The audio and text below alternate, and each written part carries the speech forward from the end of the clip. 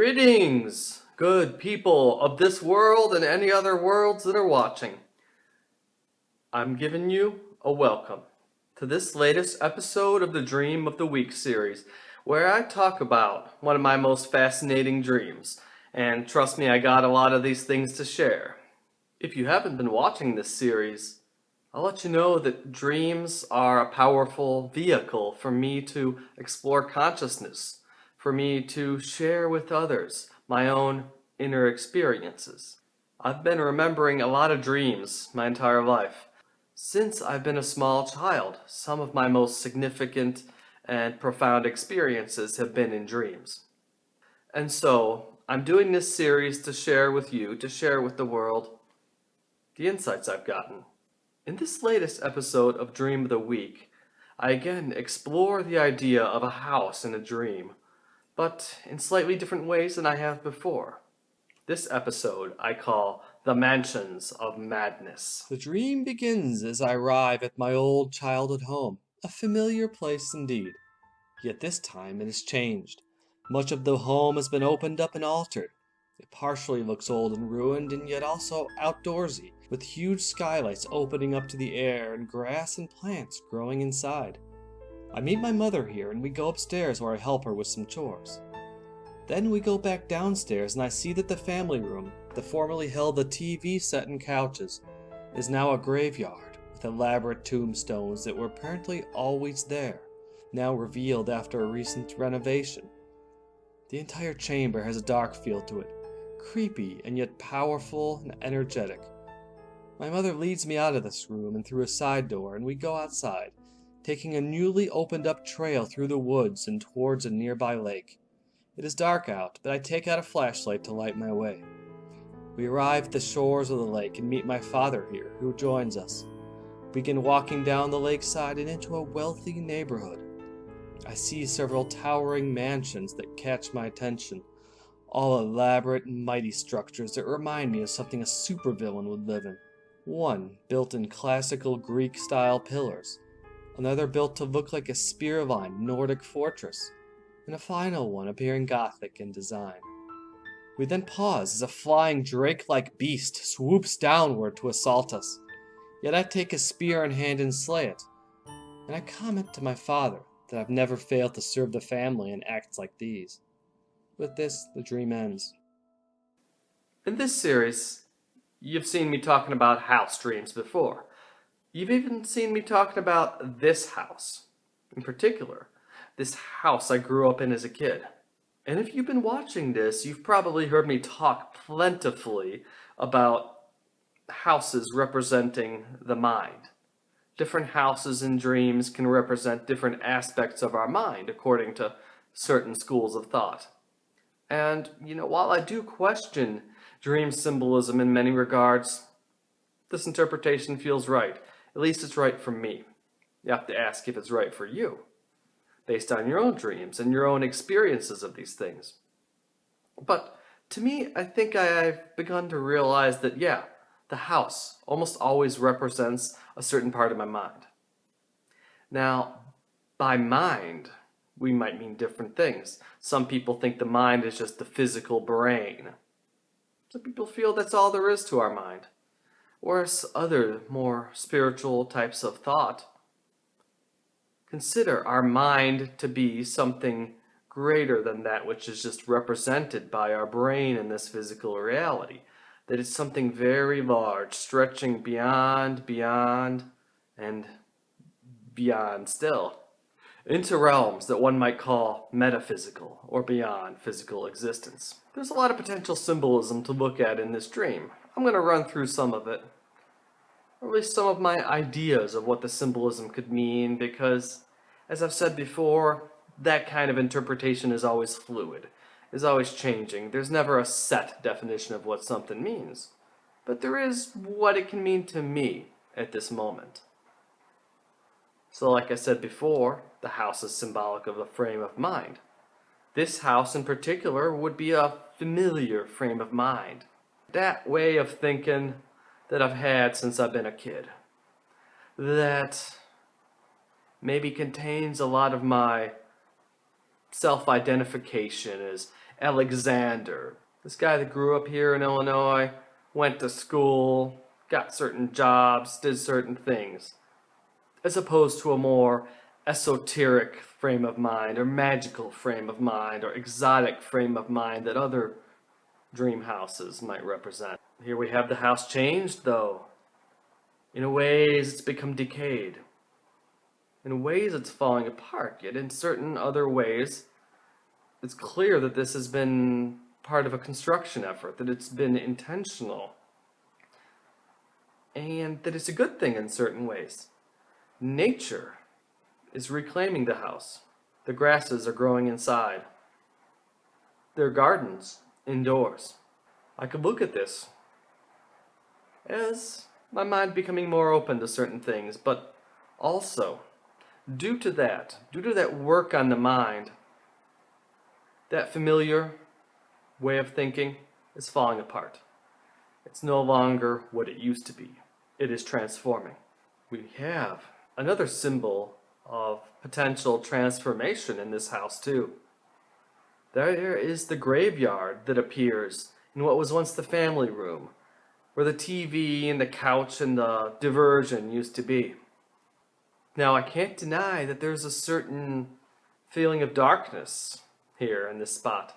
A certain feeling of, you could say, horror movie-esque dread upon seeing these tombstones. And yet, as I look at them, it's an empowering feeling.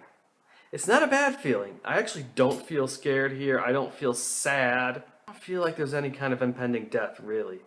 But there is that kind of dark side vibe to see in this, as well as later on in the dream when I'm seeing the mansions. Now, this is the kind of dark side that isn't necessarily cruel or angry or afraid, but you could almost say it's the masculine side of things. The aggressive energy. Energy that wants to get your attention. It wants to reach out and grab you and let you know it's there and that it can be of use. In fact, I have experiences of certain levels of dreaming where there is this feel to a lot of things. A feeling of ancient, powerful familiarity. A feeling that is akin to dread, but not quite there. That is terrifying, yet at the same time empowering. Sends shivers running through your body. But it isn't necessarily the shiver of fear, it's a shiver of energy coursing through my being. I don't know if that's going to make sense to any of you out there. I don't know if that description makes sense to me, but it's the best way I can really articulate how I feel in these kind of dreams. If we look at it, what is a tombstone? What is a grave in a symbolic sense? Let's break it down. They say death in a dream is a symbol of change, of transformation. Because in that energetic sense, in that spiritual sense, nothing really dies, it just changes forms. So if we have death as a transformation, a gravestone or a graveyard is either a place of transformation or, perhaps, a marker of where change has occurred. Yet, in this dream, it's specifically noted to me, or I specifically know, that these graves were here for a long time. And that it was only a recent renovation that revealed them, that showed them to be there. Yet they're ancient. So maybe I could say this is pointing out to me, I changed long ago, that something in my mind changed a long time ago, and that it was only covered up before. These changes are finally coming to the surface, you could say, being revealed to me in my main conscious mode of thinking. I realized that maybe I felt I was struggling with stagnation for a while in my life, with things seemingly being the same, with no growth happening, perhaps. But that was illusion. That was lies. That was a bunch of hogwash, because really, that transformation happened long ago. It's only once I altered that conscious mode of thinking, letting in the beautiful, natural subconscious stuff, that it's becoming obvious. That, yeah, I'm a different person than this image of my childhood and my upbringing would lead me to think. And I clearly have the character of my mother in the dream, showing me these things. My mother's leading me through the house, and we're doing little minor tasks and chores for a while. And then she leads me out of the house. As well, later on, we meet up with my father, and I deal with him in various ways. Not my parents, because I grew up as an only child, and really, growing up, my parents have always been the best of friends to me. They were like siblings as well as authority figures. All that combined. So I dream about them a lot. They're probably some of the most prevalent characters in my dreams, along with certain friends of mine. Where I've been studying dream interpretation, it is said that the parents or other kind of authority figures represent what they call your superconscious mind, or an inner authority. That part of you which sort of is higher. New Agers would call it the higher self. Religious folks would even refer to it as God. It's been said that the presence of parents in dreams indicates this. Have I always agreed with this? Probably not. Often in the past I viewed my parents in dreams as just representing different parts of myself, maybe represented by the character of these parents. But I'm open to the idea of them being higher self, or God. It sounds pretty awesome. In that view, my mother would be this receptive and yet powerful inner authority, leading me through my mind, showing me exactly what's been up and what kind of changes have been occurring. Then I'm led outside into that great outdoors of the subconscious that has been merging with the house. We go on this new path that has been forged. How can we have a path leading through the subconscious? What's that even mean? I might find myself asking, what makes a path through something as undefined and vast as the subconscious? What would but our will? Our willpower and our desire. I think by the fact that I'm doing something called the Dreamwalker Memoirs, that I'm putting up videos on dreaming, it shows that I have the will and the desire to forge a path through my own subconscious domain, that I want to explore these awesome realms beyond the physical. Truth is, I've been doing that my whole life, and I plan on stepping up the efforts. So maybe the path represents something like that. That I've used these tools at my disposal, these dreaming techniques I've developed, this meditation I've been delving into deeply, to forge a path through the otherwise confounding woods. And where do I arrive but the shores of a lake? A shore, a beach line, according to many, can symbolize that area between waking and sleeping where the emotions are. But the lake isn't too much of a focus, it's just sort of a setting on this kind of cusp between the dreaming and the physical. Here, we don't look at the lake, we look at the mansions, these grand and powerful, illustrious mansions, each being of a different design, but all possessing this powerful and aggressive grandeur to them. Yeah, I'd say there's a bit of darkness to them, a bit of scariness. But I ask, what is the dark, except for that which we do not see? As I look at these mansions, which you could say represent other very powerful types of mindsets, frames of thinking, that I am on the verge of achieving. And much like the rest of the dream, there is this slight tint of scariness to it as I look up at the mansions. It's a cool kind of scariness. Not like the scariness of being stalked by a murderer. Like the scariness of going to one of those haunted houses they open up on Halloween. It's a thrill. It's a high. It's a promise of great power. These, if houses are symbolic of the mind, are powerful aspects of mind that, by their very potential, have an inherent scariness to them. But rather than a true scariness, it's the power of anticipation that I have to enter them. These I could see as new states of mind, new methods of thinking and living that I can acquire once I'm fully forged through that forest and arrive at this place, which I suppose if I'm having this dream, perhaps I'm about there. What swoops down from the sky but this beast, this drake? I won't call it a full-on dragon because, I have this nerdy fantasy gamer background and I have a definite idea of what a dragon is. And this is not a fire-breathing, scaly kind of dragon, but it is this flying kind of reptilian beast.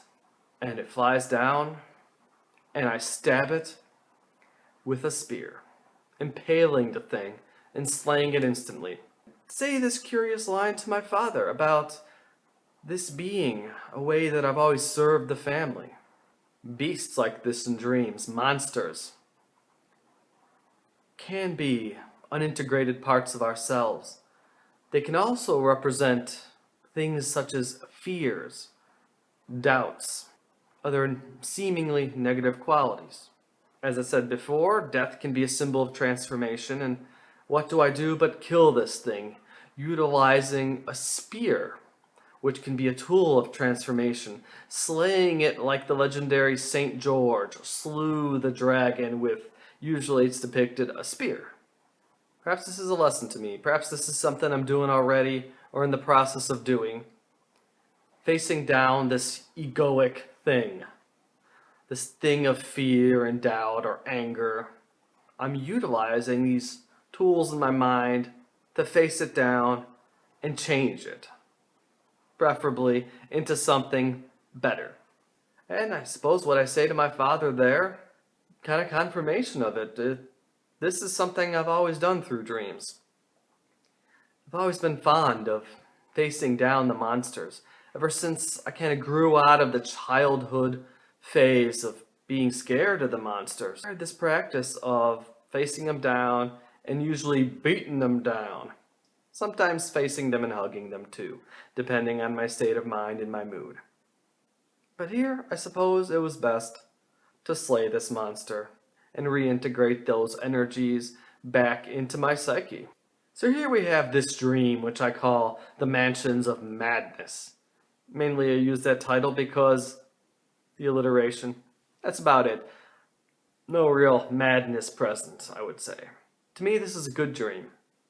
I woke up from this one feeling great, and I feel it's a dream, to summarize it, about shifting your state of mind, about altering this ordinary mode of thinking to becoming extraordinary. And facing down these parts of ourselves that don't always get along and integrating them. Creating new pathways to different ways of living, different ways of thinking and being. I suppose that's it for this dream. Thank you for listening, everybody, and I'll see you next time. Again, this has been a production of Dreamwalker Memoirs. I'm your buddy Alexander, and goodbye, my friend.